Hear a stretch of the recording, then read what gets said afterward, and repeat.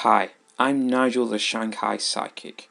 I can tune into your loved ones in the spirit world, but I can also tune into you, tell you about your path and the choices that you need to make and need to know. I'm currently giving 30% discount on all Tell Craig Your Story listeners. Just use the code Tell Craig Your Story for 30% off your first psychic reading with me online at Nigel the Shanghai Psychic. Hi, this is Frank Bray. Welcome to Tell Craig a Story. See you in the funny papers.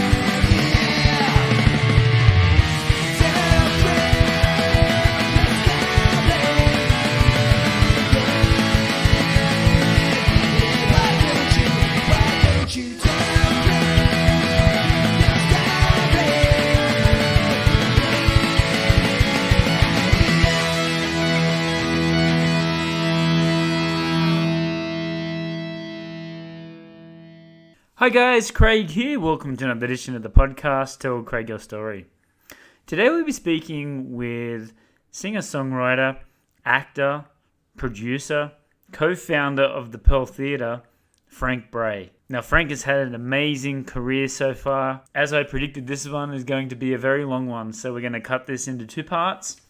And the first part of the podcast, we go through Frank's early life, growing up in Tulsa, Oklahoma, and moving to New York City to become a model and to do some jazz singing. Along the way, he met some amazing people, and he also gives us a big scoop as to what really happened with JFK and Marilyn Monroe.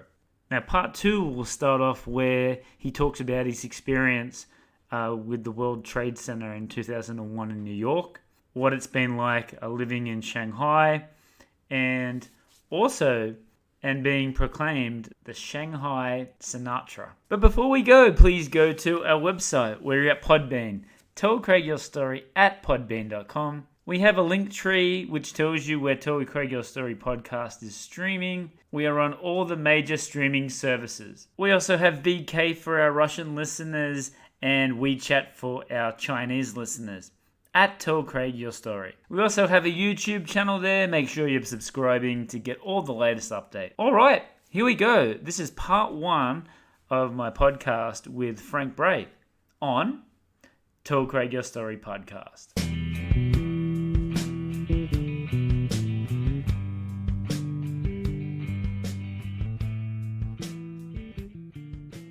Hey Frank, how you doing today? Awesome. Very good. Beautiful day. Weather's awesome. It is Shanghai. Turning it on. And I just gotta oddly have a week off. I'm not booked for the next week, so Yeah, right. I'm just gonna be home with my dog, staycation. Yeah, stay at home. Get back on the workout. Ha ha. Any plans to go away or staying? No. I have some friends going to Sanya for the first week in August, and August is so busy I just can't go. Yeah. But I already had the 2 weeks in Hohai, so. Right. Well, thank you for coming on. I went to see you play a couple of Tuesday nights ago at Heyday. Beautiful little jazz bar. It's the best little jazz place in Shanghai. Yeah. I saw you do your set. You want to talk a little bit about that? It's piano and me. That one's called Piano and Me, but I'm there 2 nights a week, and on Friday we have the 4-piece band, which is trumpet, bass, drums, and piano. Upcoming August 15th, I'm doing the first big band concert I've been able to do at the Pearl since before COVID. Wow. And it's going to be a blowout. It's a big band, supper club big band. So first one for the Pearl? Well, we've been doing them all along. Right. But since Christmas before COVID, we couldn't. It just too many people were gone, and the whole town was unorganized. Yeah, right. And so that, along with the bureaucracy of it, it's been quite a challenge. It's 19 people, submit the paperwork, submit the videos. Each person has 5 pieces of documentation. Wow. Da-da-da-da-da-da-da. And fortunately, after 8 years of the Pearl, we're licensed to do all that stuff by ourselves now. So, process it ourselves. But to gather the information, and they're musicians, of course, so it takes them like 3 times longer than a normal person to get their shit together. Yeah. Yes. And I've done it many times, but this time I said, okay. And WeChat makes it magic. But Yes. Everybody, this is what I need. 1, 2, 3, 4, 5. And you put it in a file and you send it to me. And then I made 4 different chats: rhythm, trombones, saxes, trumpets. Right. And then I just because before I would get 5 pieces of information at different times of the day, Right. of 19 people that was organized in no fashion whatsoever. And there's Chinese people, there's Western people, and I'm just like, this is impossible. And I was going crazy. So I developed this system where you just send me a file on your chat, and then I can forward it to our agent, and then it's all in proper pieces, and streamline the whole thing. It was the most efficient way we've done it so far. Yeah, right. So what was the date again, sorry?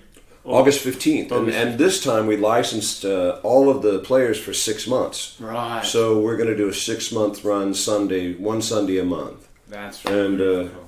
But you don't know this stuff if you haven't been here, Yeah. It's a learning curve still after this is my 14th year. I'm still learning. Right. But that's the good thing about music and singing and whole entertainment is you're always sort of learning something different, seeing. Well, I'm still learning. These songs, I feel like a museum archive, actually. Right. But, I've been singing these songs for 40 years. Yeah. First time on stage when I was 5 years old. It's like Beatles music.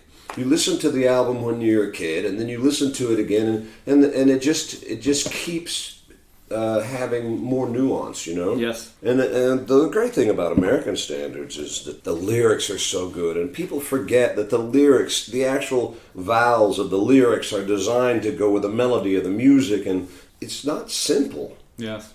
And people I memorized a song. No, you didn't memorize a song. What's the melody? Just sing the... Yes. You're not Beyonce. Just sing the melody. Yes. Oh, and memorize the words, because you're not Ella Fitzgerald. Scatting is not your thing. It's a wonderful journey anyway, because it's music. Absolutely. And let's talk about the shows tonight. Pink Floyd. We're both going tonight. It's going to be great. So tell us a little bit about this. Very successful last time around. We're initially when we opened, our focus was more cabaret theater and live music, jazz, different kinds of live music. Right.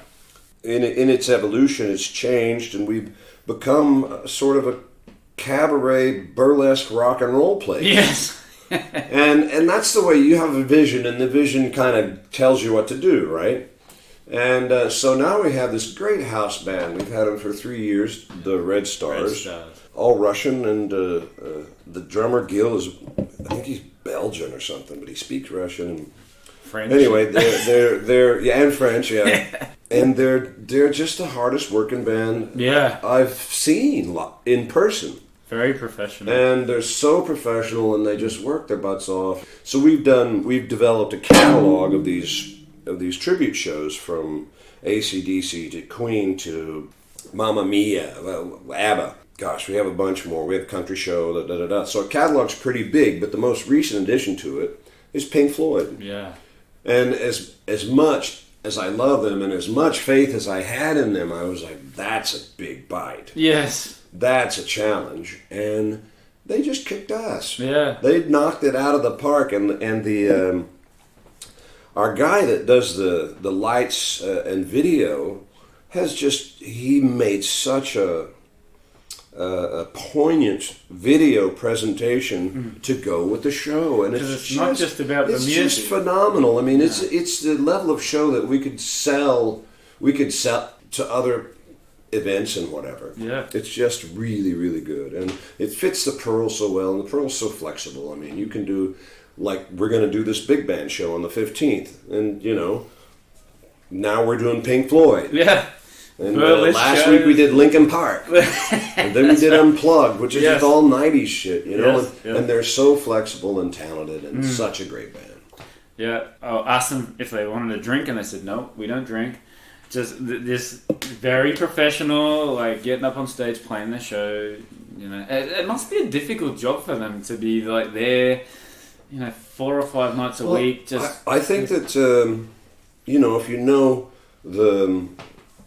where they come from, they just, Alex, the guitar player, he's a bit of a celebrity where he comes from, but there's no money there. Yes. And I know dancers that make, I don't know, 10, 15,000 RMB a month, work 29 days a month. Wow. And they're making more money, almost twice as much as their parents in Russia who have had a job for 20 years. Yeah. And so they feel like they have the opportunity of a lifetime, know? And this is sort of what I wanted to create when we opened the Pearl, a place where, I always say, a place by artists for artists. Yes. It has a very organic foundation, and I think that's why people love being there, because it's just full of love. It has a it's long built history. On soul. That's right. But we had no money to start it with. Yeah. Let's talk about COVID. Everyone's been a part of it. You stayed here during this time? Did you go back to the US? Or did you... Oh, hell no. No, you stayed here? I did consider it for, a blink. Right. For you and your family, like, how did you sort of adapt in this period? Was it tough times, like, financially and, all those things. For business? I went to do New Year's in Bangkok, and I came back on the 4th of January, and all the shit went down just immediately after that, and I just happened to be here. Right. A lot of people, as that was everybody gets a month off, and most people had left already. That's right. And then when this happened, I'd say at least 3/4 of them didn't come back. Yeah. Maybe even 100%. I don't, because they stopped letting performers in, they stopped giving visas, shut everything down, as they should have. And it was very effective. So we were like, oh, gee, what are we going to do? We were closed for 3 months. Right. And it took we had a really good year, and COVID year was going to be double what the last year was, right? Yeah. And we used every resource we had to keep our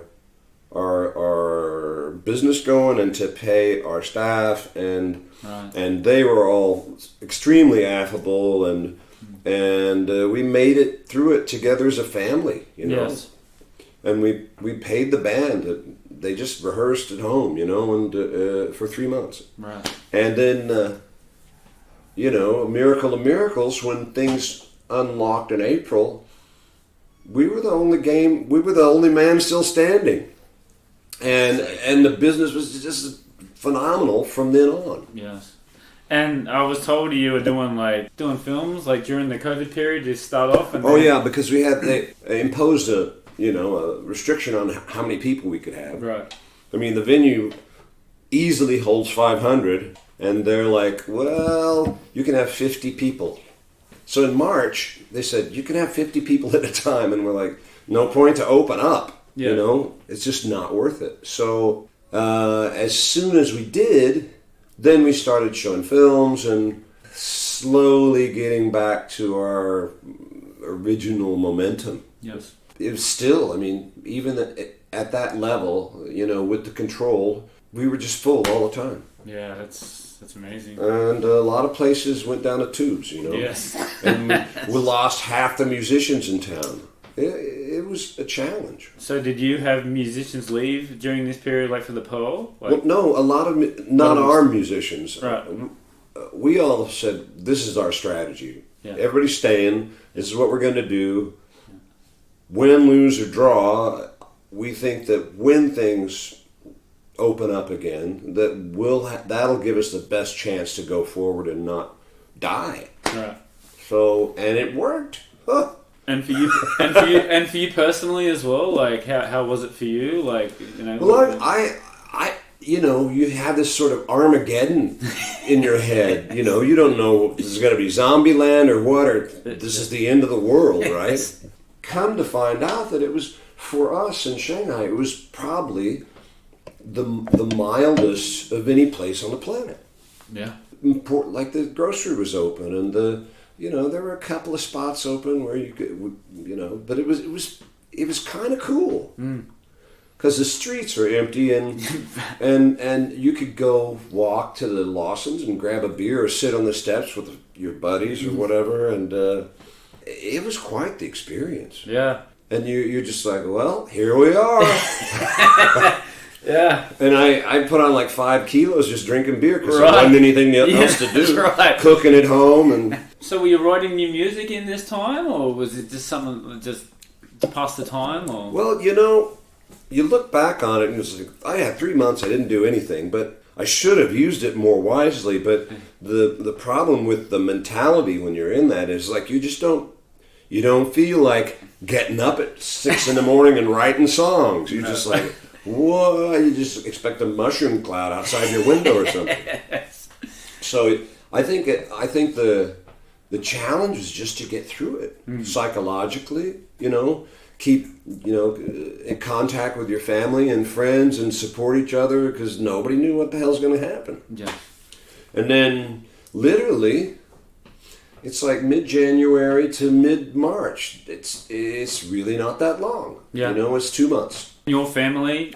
Well, my sons are in France with my ex-wife, and they just came out of lockdown. Yeah. A couple of weeks ago, and we've been going since April of last year. Yes. I mean, hallelujah. It's been pretty damn normal here. Go CCP. Yeah. And you don't get the sense of an iron fist or anything. And they really set an example. They showed the world what to do. Definitely. You just do this. Yeah. This is how it's and done. This is beyond blaming whoever or what government or whatever. The cause and effect had that result. Yeah. And we were all back to work. That's right. Yeah. So they've had a whole year of economic growth and running while the rest of the world has just been in a mess. Yeah, absolutely. They were locked down forever. Yeah. And serious, like you being off the street at 6. It's like a western town in the old west, Yeah. Shanghai music scene now, it's booming. It's booming for the people that are left here. Yeah. I've been very busy. And it's great to see that you can go out any night, really, and you can go and see a live band. Well, I figure that I'm the only American singer that's been working for the last year. No word of a lie. Yeah. Because there are no live venues in the States. Maybe in the last couple of weeks or something. We're over a year now. And by great fortune, the band that I play with at Heyday, all of us, none were randomly left outside, so the core band was still the band. Right. So between Pearl and Heyday, they had the best remaining bands. Right. And so for me, it really, because Pearl's my business and Heyday's where I work, I was very fortunate. Yes. Yeah, absolutely. So I want to talk about where you were born and where you grew up. I do believe you were born in Tulsa, Oklahoma. Tulsa, Oklahoma, yeehaw. So for our international listeners, whereabouts is that on the US map? It's pretty much in the geographical center of America. Right. Not north, not south, not east, not west. If you drove a stake all the way through the planet, geographically, it almost lines up with Shanghai. So basically, I can't go any further away from Oklahoma than I am. Otherwise, I'm going back to Oklahoma. Right, right. What is the music scene like there? And like another question is, were your mother and father in the entertainment industry as well? Is that how you sort of... Well, the Tulsa's quite famous for jazz, rock, and country musicians. There's a long list of people that come from there, and back in the day, let's go back to big band in 40s and 50s. The touring bands would go to Kansas City and they'd go to Chicago, and quite often they would come through Tulsa, right? New Orleans and what other Austin. In LA, and that's about it. But somehow Tulsa, this little Midwestern town, managed to foster this gravity that drew them to it, Right. So I grew up in the country, on a farm way out in the country. Yeah, right. So was it the blues, rhythm and blues? Like, well, my mom was a bobby soxer. She always called herself a bobby soxer because her music experience was in the big band era. right. Because she's born in 1926, and my dad's born in 1919. So in their formative teenage to 20s, it was that era. What an interesting era that is. And it's the best. Yeah. It's the best. I think it's better than the 20s. Yeah. I think that explosion is really what fostered rockabilly and rock and roll and country and all that. It's somewhere between jazz and blues, right? It all comes from the same root. Right. They love to dance and listen to big band. And since I lived way out in the middle of the country, which was awesome, I wouldn't change it for the world. Basically, in summertime, Mom would just say, get out of the house, come back to dinner. And I'd be barefoot just in a pair of shorts running around like an Indian, Right, yeah. Chasing frogs and fishing. Right. So was it sport and music, or was it primarily just music? Sports? Yeah. Everybody always said I should do sports, but I really wasn't into that. The mentality of sports in Oklahoma is sort of very conservative, redneck, Christian. Right. And it just wasn't my bag, Yeah. Because when I was, as soon as my parents had this huge, 8-foot long mono stereo record player cabinet. One of those, it could have been a car today. So it was full of all these big band records, And since I was isolated out in the middle of nowhere, as soon as they would let me play them when I was 5 or 6 or whatever. I just went to the whole thing. Yeah. And I'm like, this is the shit. Yeah. And that's what, as I'm speaking now, it just makes my head tingle. And I remember when I was just a little boy, it did the same thing. Yeah. And I was like, that's what I want to do. So what were the bands in that catalog? Oh, Glenn Miller, Benny Goodman, and Ella Fitzgerald and Nat Cole. And, right. On and on. Yeah. And you said that your first stage performance was 5 years old, right? Yeah, this doesn't sound novel. Well, it may, because it's old enough. But there was a one-room schoolhouse. The rural area where I was at, it's called Conklin. And it was where they had all the community gatherings. Or you'd say pie supper or bean suppers or Christmas parties and all that. And so the first time on stage was as one of the three wise men and singing in the Christmas show. Right. And they had a stage and a rinky-tink piano that had never been tuned as far as I could tell. And that was fell far short of the big band experience at that time, but got to start somewhere. Got to start somewhere. That's right. And did that sort of want you to do more of this at this time? And I didn't realize then that I'd set a really big goal for myself, being as I come from nowhere. Yeah. Oh, gee. I wouldn't say that show was inspirational to me. From the first time I went to, started up school, I just did all the shows, and I did all the community shows and sang in the choir, and I started to play the trumpet, and then, that didn't work out. So were you taught how to sing at that very early age, or was that later on that you were taught, or was it just naturally come to you? Well, in those days, I was more of I just had I had perfect pitch. Right. So I had a natural ability. But, of course, much later I studied with quite a few people. One key person when I went to performing arts college that actually, I would say, changed me from a novice to a professional, just by technique. And right. She just taught me classical technique. Right. And up to then, how was that for you? Up to then, it was like, it's like when a girl singer tries to sing a Beyonce song, because she's a real singer, you know. Oh, yeah. And you do your personal imitation of it, but then you grow into yourself, and hopefully you find a mentor who will tell you what it's really about. Yes. Yeah.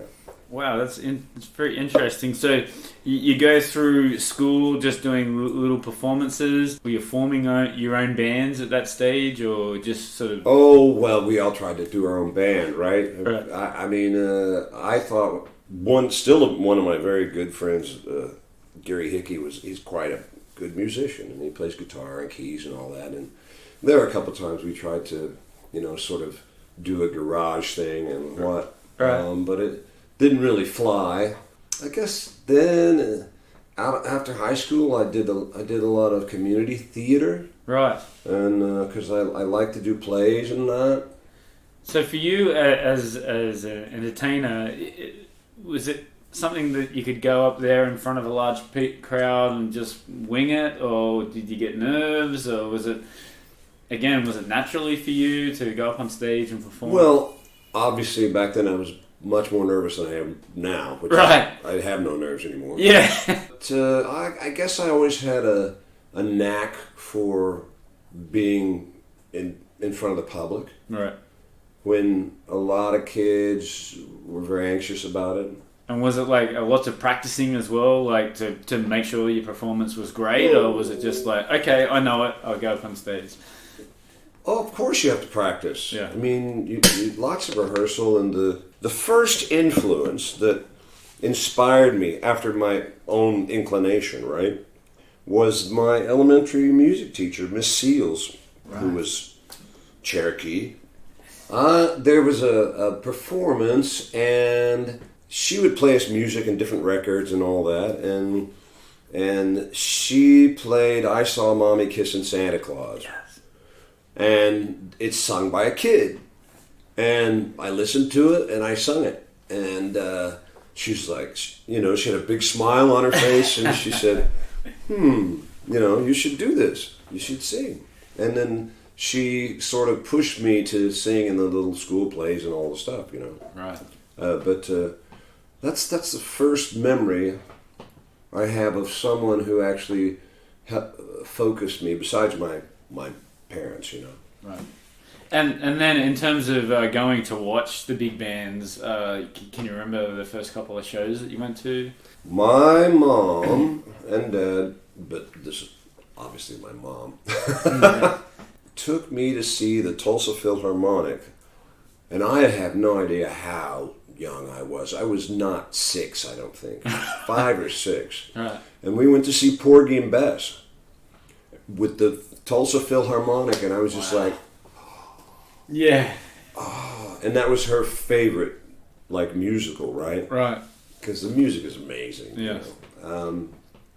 And along with the Lost in the Country experience I told you about, that was just transitional. How do they even do that? Yeah. It was like going to Disneyland. All right. And so that was very inspirational. In chronology, it would have been Big Band Records, that event, the symphony, and then Miss Seals, who was a personal inspiration, Right. So that would have been it. And when I was young, they had a big band or two in Tulsa and all that, and very soon I found that I was limited being there. Yes. And when I was in my late teens, I decided I'd go to the best music college in Oklahoma was Oklahoma Christian University, OCU. Right, Christian University. Yeah, Oh. and so I thought, okay, I'm going to give this a shot. Yes. And that didn't work out. Because I'm a first year, and I know I'm pretty good at what I do. Yes. Given that I'm in Oklahoma. Yes. And I have some community theater and da-da-da-da-da. And I go into my first year, and the first show they have, I go audition. It's Pirates of Penzance. Right. And so I go to the audition, and I nail my audition. And then I watch the rest of the auditions. So this guy who's a senior got up and auditioned. Well, he wasn't good. And he got the part. What? And I was like, okay, there's some nepotism or something going on here. And I'm like, that's just wrong. And that combined with the whole sort of religious foundation of the place, it just didn't jive with me. So I quit, and I started doing more live theater and community theater and just finding places to sing. Right. With bands in town and whatever. Right. So is this something that makes a bit of money for you as well? Hell no. No? No, I always had to have a job. Right. I was, my first job was selling jewelry in a place called Things Remembered in Woodland Hills Mall, which was the first mall in Tulsa. Right. Okay, that didn't go so well. The people were cool, but it was just like... Not your style, yeah. And it was no money, really. Yeah. Of course. And I made pizza. And, the first week I burned myself like 20 times. I'm like, that doesn't work. And so, so I got a job as a mason's tender. And I was making better money than just about anybody from my high school. Right. But it was hard as hell work. Definitely. And I did that for a couple of years and followed my musical acting tendencies. Yeah. And then when I was 20 or so, I got a job framing houses. So I was a laborer on a framing crew. Right. So those two things are about as hard as work gets. Yeah. And I really liked building houses. And so for the next, until 2007 when I left New York, I was a master carpenter. Yeah, right. And a house builder. Right. And I would renovate apartments and stuff in New York and do custom woodwork and cabinetry and all that. Wow. Build furniture. Wow. So that's how I supported my New York singing thing. And so let's talk about that. How did you get from when did you make the decision to then move to? Well, I jumped way ahead. Oh, right, yeah. Not as young as I look. My first major journey was like 81, and I decided to move to New York. And it was amazing, but I was just this country kid from Oklahoma, and I got my ass kicked. Why in New York? Always wanted to be in New York. I see the Broadway musicals and the plays and the albums. Everything's either New York or LA. Yeah, that's right, yeah. And so that was like, that's where I got to go. Right. And off I went. I had done some modeling in Oklahoma, and I took my portfolio and Why you went? I took a bus to St. Louis, and then I took a train to New York. Yeah, so my first impression of New York is Grand Central Station. Wow. Yeah. Back when it was nasty. Oh. It's all pretty now, but yeah. then it's like it hadn't been cleaned since it was built. Wow. And so I had a friend, my friend's wife in Oklahoma City, because that's where the university was. Her mother was a police sergeant for the New York police and lived in Staten Island. She's like, you can go stay with my mom. Boy, she was a tough cookie. She always had 3 guns on her at any time. Wow. it has that reputation. Is it like that now? Is it like just... Oh, it's all homogenized now. Yeah. You know, yeah. gentrified, homogenized. It's not, you know, it's not the gritty, beautiful town it once was where Bob Dylan could go there and make a career. And back then was the Studio 54 days, you know, and there were hookers on 42nd Avenue, and now it's just too clean and yeah, sparkly. that's right. Yeah, it's like the rich man's Disneyland. yeah, that's right. Family. Well, you got to be a millionaire to live in Manhattan. Yeah, that's true. It's a shame because there's so many great artists and what come from those days in New York, you know, the 60s, 70s. There's, you know, I don't know what the jazz scene is like now, but I think it's very challenging for any young person to go there and make a dent unless they're from there. Yeah, right. Yeah, so I moved to Staten Island, and I would take the ferry into New York, and I go on modeling go-sees and look for jobs, like waiting tables and whatever, you know. Right. And I didn't, you know, I think I took like $500 with me. How long did that last you? A month and something, not 2 months. And I was like, okay. Yeah, I was just too naive, you know. Eyes wide open? No. Well, I kind of had an idea, but I still remember how it smelled on the ferry. I was like, oh, I love that smell, like the ocean and boats and whatever. Yeah.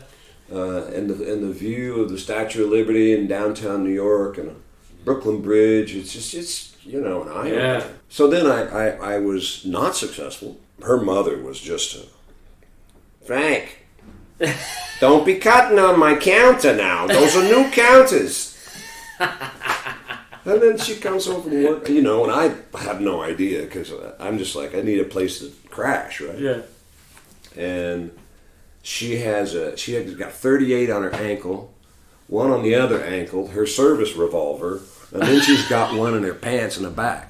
She's like loaded she for comes bear. prepared. And she'd wear these. She always wore bell bottoms to work, so Wow. you couldn't see that. You know. Yeah, right. My friend's brother was a quite successful hairstylist. Right. Who like all New York just called him brother. Right. And they came to pick me up at Grand Central understand, this is 1981. This right. in a stretch limo, but this stretch limo was like from 1965. Right. So, and it was more like the Blues Brothers car than any shiny little limo, you know. And geez, so we went roaring down the FDR in this car, and the FDR at that time it was just full of holes. And I thought the car was going to break in half, and they were like, bam, bam, bam. And we how did we get there? We went across the Brooklyn Bridge and drove along the Navy Yard to Verrazano, because it was brand new then, right. And then into Staten Island. And I think that's the only way you could drive. You could probably ferry your car back then, but it was like a movie. And he's got this blonde mohawk. And, oh wow! And his I think his brother was with him, and his brother was a delivery driver for Cheetos or something. Yeah. It's probably good that I didn't actually get really integrated into his life, because it was, you know, Andy Warhol level. Right. I was like, okay, I'm just going to do my thing. Anyway, that happened, and so I went back to Oklahoma City. Right. So you didn't do any music at that stage? Oh no, it was just going on. It was overwhelming. Right. You know, I did some go-sees for modeling. Is that something you wanted to do, or was just like money for you? Well, it's something that I thought I could do to add to my tools. You know, I had received a lot of, you know, inspiration from other people. Yeah, you'll be good at this, da da da da da, and it never really panned out on that end. To this day, almost nobody where I come from has ever been to New York. Right. Yeah. So they would have been asking lots of questions. Yeah. Yeah.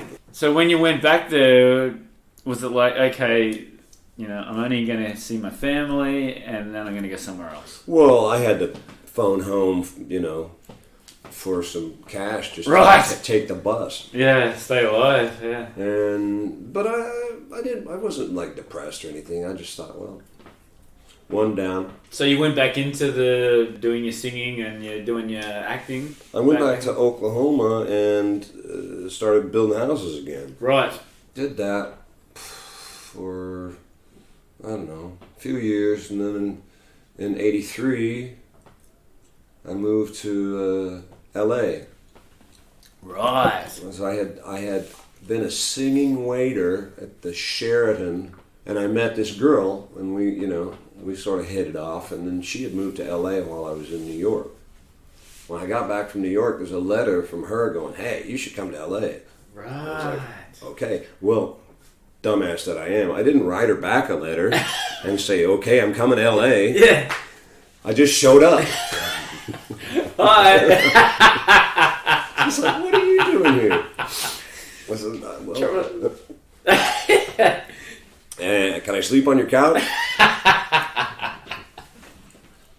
And LA was great. LA in the early 80s. What was that? Oh, it was a cocaine fest. Yeah. And then it was right that time that the HIV was kicking off. Right. So it was quite a atmosphere. Big party scene.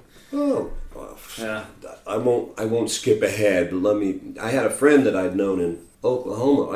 I had been in an ashram in Oklahoma where I had studied meditation. I actually studied and taught for 10 years or so.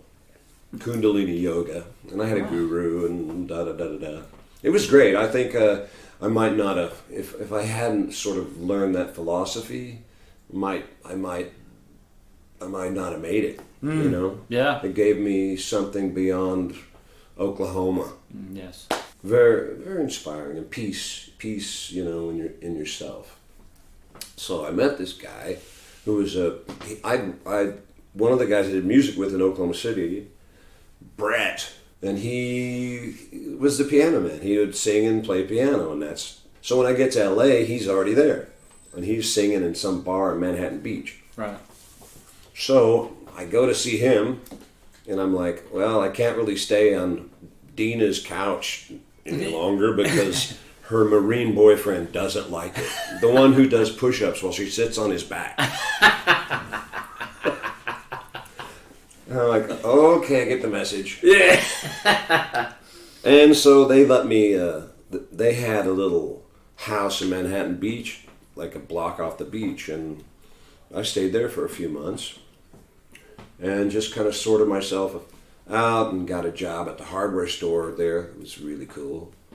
And sort of settled in and started to feel out Los Angeles, Eventually, I went back to doing carpentry in Los Angeles while I tried to pursue the acting and I was more focused on the acting there. But so with your acting, did you get some small roles? Or how did you go there in LA? Didn't go very well. Didn't get any roles. Yeah. But I did. Another guy that was in this meditation group, the Lotus Center that I was in Oklahoma City, he was an ex-tennis pro from L.A. And when I told what friends I had that I was going to go out there, he's like, "Oh, go see Val. Val's my friend from when I was tennis pro." Well, Val is this like 4 foot tall gay piano player, and he's a virtuoso piano player. Was toured with Ferranti and Teicher. Oh, wow. In the '60s, and was a prodigy when he was 15 or so in the '50s, right? Eventually wrote the song "I'd Like to Teach the World to Sing."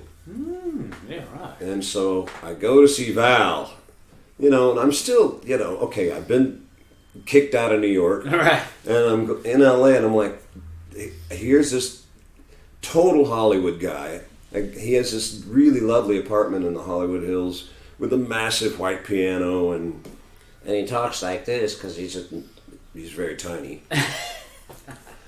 And he was just a super cool, great but a character like you would never meet in Oklahoma. Yes. And so I started doing some vocal work with him. Right. And we wrote a few songs together. That was really cool. And I didn't realize what a big deal he was. But he had scored some movies and wrote that song. If you just write that, I'd like to teach the world to sing, that's enough for a lifetime. Yeah, definitely. And was just an amazing piano player. So he really inspired me. Acknowledged that I had some ability, And so I have a couple of songs I wrote with him. Still here now. So is that like an EP or like an album? Did you have enough songs for now? They're recorded, a couple of them. On vinyl? I have 2 albums. CDs I recorded in New York. Right. The Sting of Swing. Yes. And So Far. So is that with that guy in LA? No, it's right. 15 years after. Right. Okay. Another interesting point about Val was like he had a congenital spine defect. The doctor said he wouldn't live to be past 15. And then he became an amazing artist. Yeah. And he lived to be almost 80. Wow. And his dad, his father was the guy who started, if you're American, you know who Johns Manville is. It's this home building products, huge company. Right. And he was Johns, so it's Val Johns. In Shattuck, Oklahoma. They were based in Shattuck, Oklahoma, which is this tiny little town on the western border of Oklahoma, which I did visit in the late 90s. They had a 50,000 acre cattle ranch out there. So I guess his mother had died and his father was in ill health in the late 80s. So he moves there to run this ranch. And I'm talking a ranch that has 10, diesel big wheel trucks to haul their stuff around and all this. And so in the late 90s, I went out there to visit him, and that was the last time I saw him. So how long were you there in LA for? I saw Billy and the Beaters upstairs from the hardware store. Right. That was a great show. So you would have seen a lot of good shows there, right? Well, I didn't have any money, man. Oh, right. Fair enough. I could afford beer. I remember one day I was like, am I going to get a pizza or I'm going to put gas in my car? Yeah, that's right. So I just kind of tore it in half and went both ways. Yeah. But it all worked out. So I worked at a place called the American Film Factory.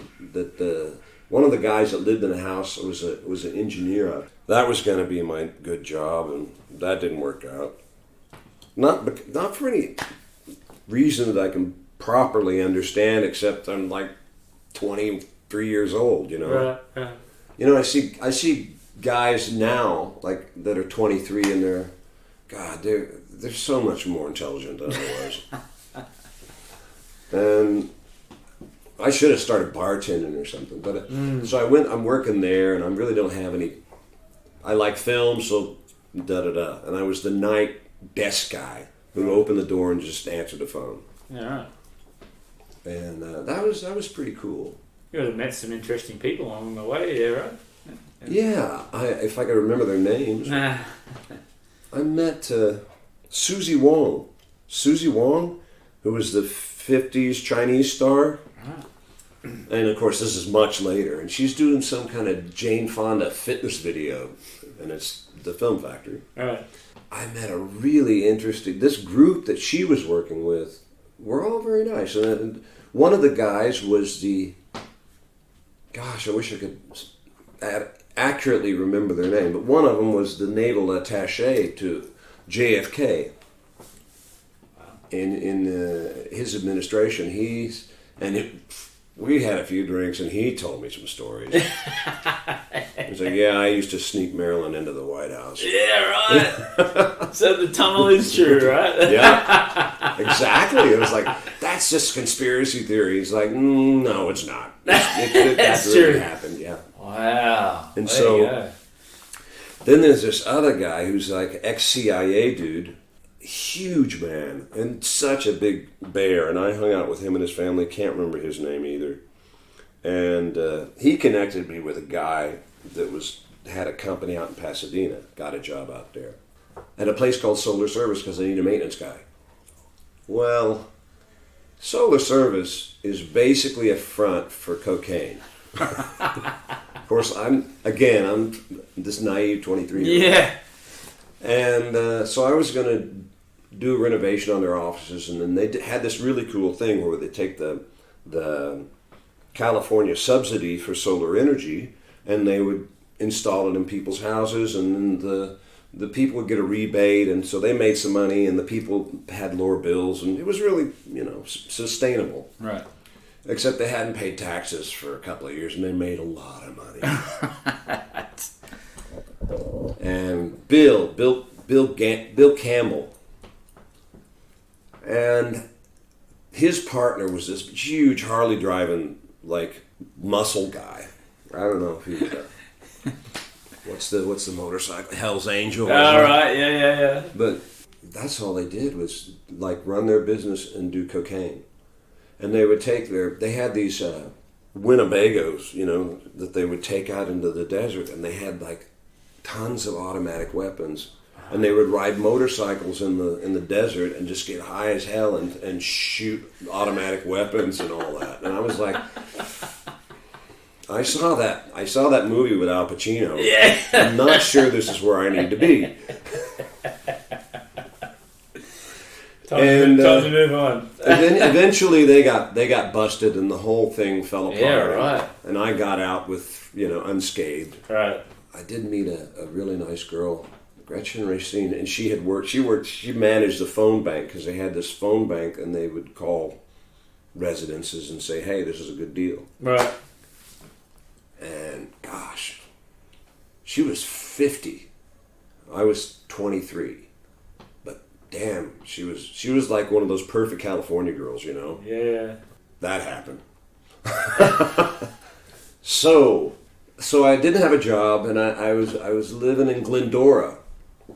Amazing Mexican food. I mean, literally 3 solid Mexican restaurants just walking distance from my apartment. Yeah. I thought I was in heaven. When I surprised Dina, she lived across from the Hollywood Bowl, by the way. It was a really cool house. There was a girl named Mara there. Just happened to be there the day I rolled up. And so I was doing teaching meditation and doing that thing, and she said, well, I want to learn how to meditate. Mm-hmm.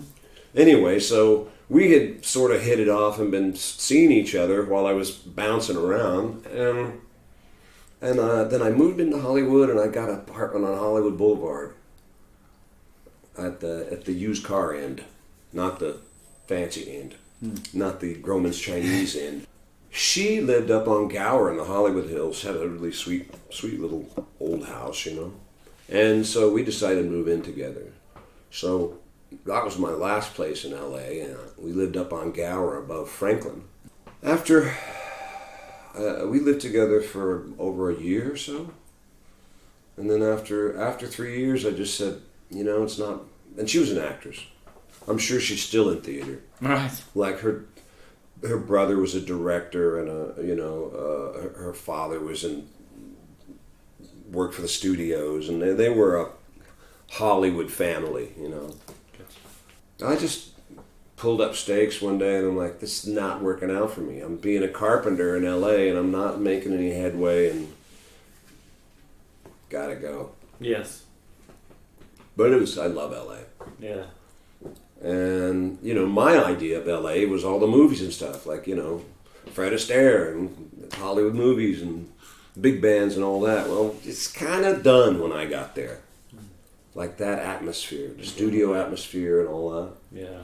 And it is a hard nut to crack. And LA's all spread out, so it's really hard. You can't network like you can in New York.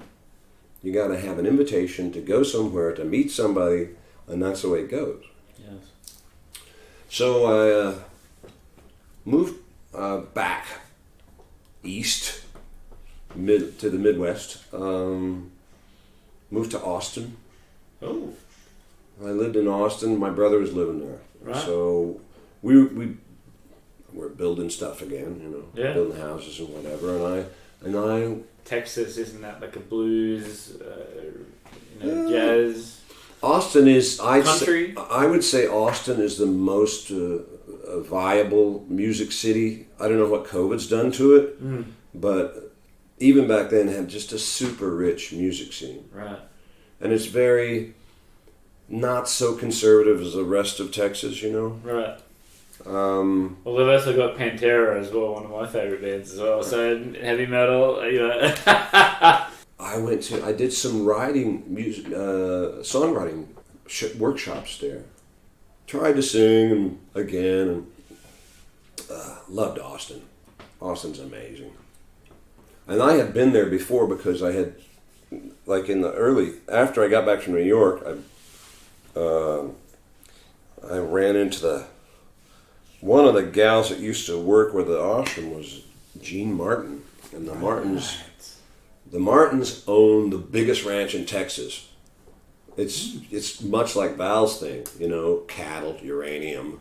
Her husband was a congressman, and they had a place on Lake Austin, next door to Willie Nelson. Although I didn't ever meet Willie. I think his house right at that time got repossessed for taxes or something. And so that was the first time I had gone to Austin, 86, 7. My brother and I decided to go to New York, and the guy that we had built houses with in Oklahoma, because Oklahoma just collapsed in the early 80s, the building industry, oil, blah, blah, blah, economic crisis. And so he went to Long Island to build houses, and so we took up all our stuff and drove up there. And wow, how long did that take? It's about a day. Yeah. And so we went to work for Mike Stockdale, great guy, really smart, old hippie guy. We were building houses in the fields of Long Island, which has got to be one of the coldest places on the planet in the wintertime. And it was wintertime. I was still missing something, you know. I was trying to follow my muse there, and I'm like, I'm not in New York. I'm way the hell out here, you know, in a cornfield building houses. Moved back to Oklahoma City, started to model again. And this modeling guy said, this is a good one. Modeling guy he came up to do a seminar in Oklahoma City, and he's like, come to Dallas, you know, I got an agency down there, and you can come down there and model. So, saved up some money, went to Dallas. I had a friend, stayed on his couch. The guy turned out to be a total fugazi. And so I'm like, all right, so here I am in Dallas. What am I going to do? And I happened to pick up paper one day, and I read this ad. It says, Performing Arts Program, first year Performing Arts Program at Mountain View College. Auditions today, end at 5, it's 3 o'clock. And I thought, well, what the hell? And I happened to have all my, my pictures and resume and all that. So hopped in my car and ran off there. They let me audition. And I won the audition with 20 people. Yeah, right. And so the class was 20, limited to 20. And that was the next 2 years I spent there going to university. And that's really the turnaround of what I do. Right. Because Sue Parker was the musical department leader and vocal teacher, and she just took me to a whole nother level. She wrote a book called Sounding the Silence, which is about not only the physical but the psychological journey of into vocal awareness. Right. Really. So it was acting for the screen, acting for commercials, theater acting, dancing, ballet, jazz, and of course vocal. Yeah, I took 2 years of ballet. Yeah, right. Ouch. I was 27 at the time. That's why they start training kids at 5. That's right. But how's your splits at 27? Never did. Right. But I was a good jazz dancer.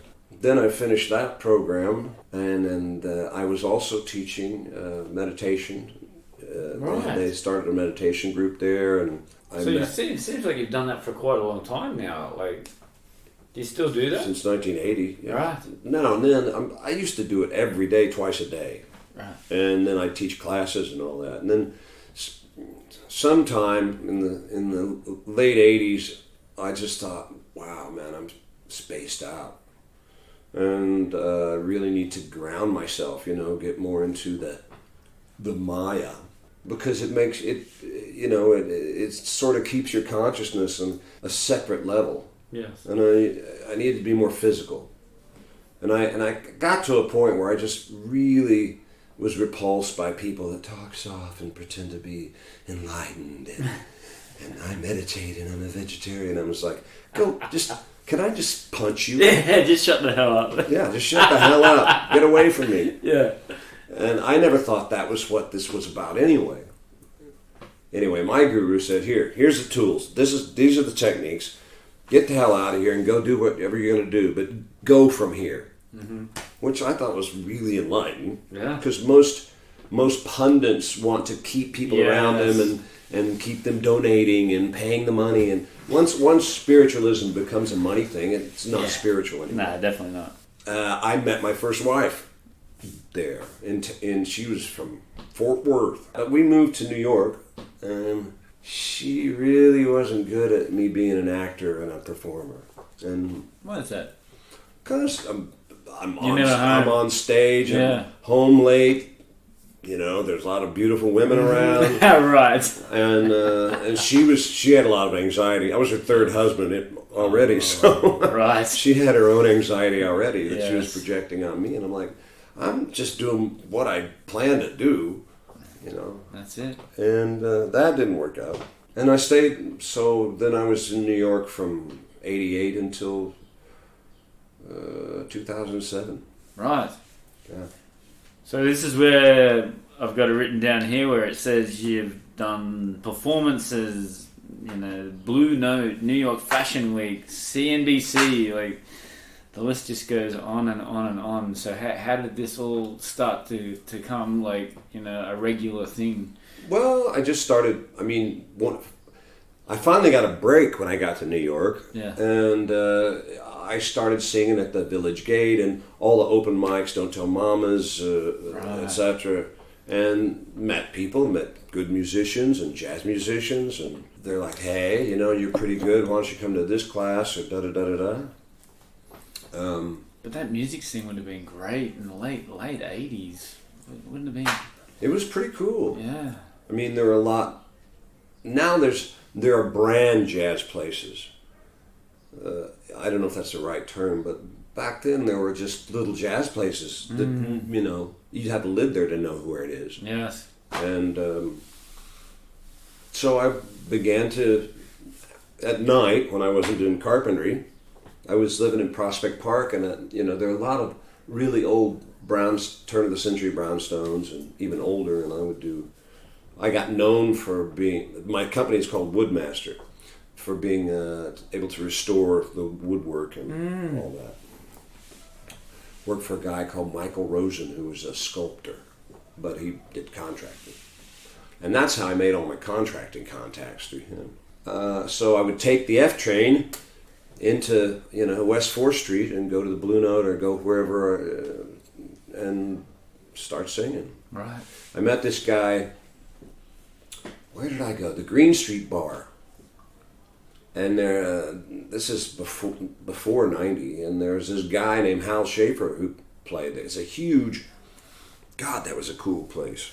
It was an old trash truck place where they parked all the trash trucks. So it's this huge cavernous place, and they converted it into a club. It had 2 stories and this massive chandelier about the size of this room.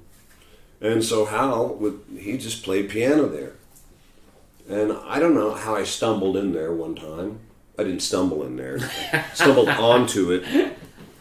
And I said, hey, I'm a singer. I'm looking to sing. And he's like, well. And so I started studying with him. Right. And he'd go to Don't Tell Mama, or not Don't Tell Mama, what's the other place? Not the Vanguard, not the Village Gate. I actually still have the flyers. Dizzy Club. The Duplex, Mercury Lounge. The Duplex would take several singers and have a show and, get people started. Now, the story of Hal Schaefer was, it's funny because you remember the naval guy who used to smuggle Marilyn into the White House? Yeah. Okay, so Hal, in the 50s, he was the musical director for Paramount. He trained Marilyn how to sing. Wow. And do some other things, evidently.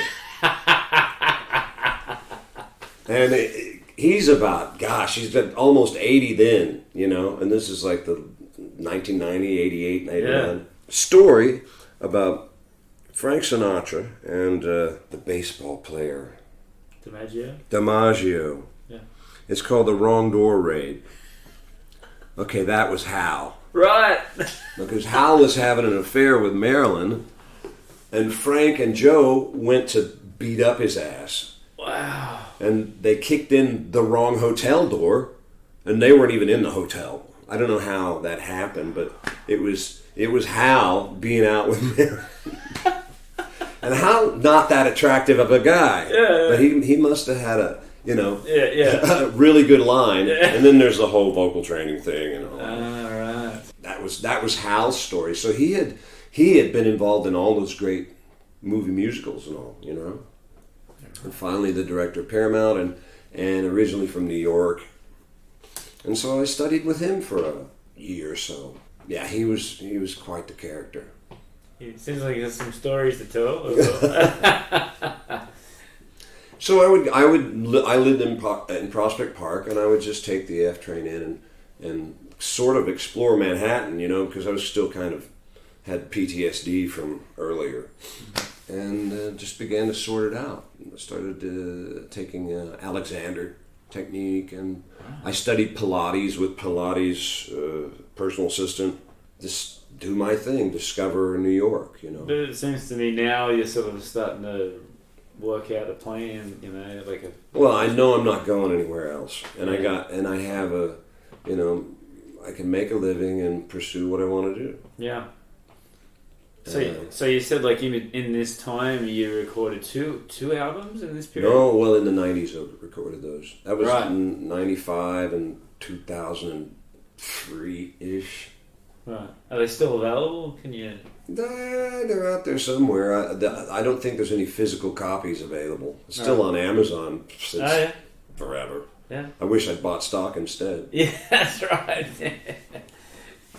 And what a great time to be in New York. When I again with the group in Dallas, this meditation thing, because I was doing that while I was going to school and working as a manager in an ice cream store. Right.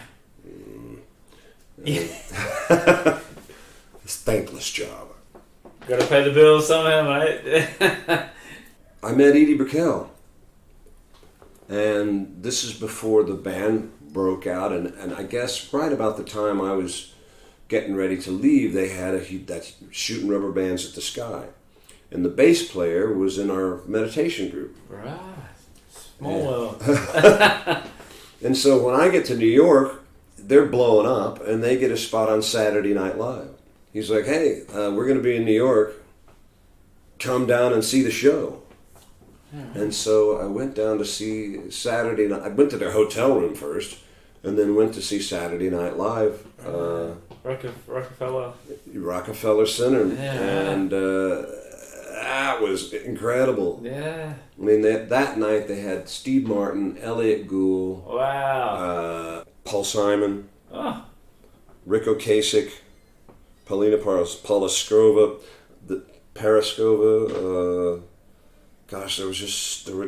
I met Paul Simon that night. That's the night he met. It's the night he met Edie Brickell. And they hit it off and got married, had kids. Yeah, right. Wow. But that was a party. That was like, I went to Lightspeed that night. Right. Because there was everything there, Oh, yeah. And it's at Rockefeller Center, and they're the glitterati, and nobody bothers them. They're just going wild. Yeah. And ended up getting kicked out of their hotel room the next day because we were all still sleeping. Oh man, what a hangover. That was one of those nights because the wife had to go. She went home after the show because she had to work the next day. Right. That didn't go over very well. Yeah. Dan, who's the big Dan guy? Aykroyd? No, Dan Aykroyd. And I met so many people in New York because it's a small place. Yeah. Someday I figure I'll just sit down and make a list of all the celebrities I just ran into, you know. And I lived when I moved into New York. I lived on Columbus Avenue, and that was quite the neighborhood for celebrity. Low key celebrities. Yeah. And actually, Paul Simon lived around the corner from my apartment. Wow. So they used to have a Halloween party on 69th Street between the park and Columbus, and they'd shut down the street. And I ran into him several times with his kids and whatever. Yeah. Eric Clapton lived there. Yeah. It was very cool. Harrison Ford. Yeah. He used to eat at the Hunan restaurant where I would go quite often. Ran into him a couple times. But just to name a few. Yeah. I don't want to seem pretentious. No, definitely not. No. You've done it. Not a lot of other people have done that. Yeah. I just wasn't good at making money. Right. But great life. How long did you do this for? How long were you back in LA for this time? Like, to the 7 you said, right? You were in New York till 2007, right? Yeah. I never went back to LA. Right. I mean, I visited. Yeah. But never looked back. I never had a setup to go to, you know, or an invitation. I flew out there a couple times, did some shows for some guys in New York. Yeah. Like a friend of mine from New York got married out in L.A. And I took Vinnie Valentino, amazing guitar player, produced my last album. Right. And we went out there together, put the rest of the band together out there, and just had a crazy time and played his wedding. You're right. That's when I was singing at Torch. That was sort of the highlight of music before 9/11. And there was a really cool restaurant, and we were the regular band there. Then 9/11 came and just sort of ruined everything. I ruined it. So, where were you at that stage? 2001. I had... What? At 9/11? Yeah, I don't get to ask too many people. I may need another beer. Hi, I'm Tony Fair, founder of Victorian Grooming Company. Is your beard feeling dry or the skin underneath itchy? Maybe you'd rather soften and tame your beard instead. Our classic collection of beard oils, balms, and soaps will leave your beard looking, feeling, and smelling amazing. And if you prefer shaving, our pre-shave oils and shave soaps will give you a smooth and razor burn-free shave. Handmade in Edmonton with natural ingredients. Visit VictorianGrooming.com.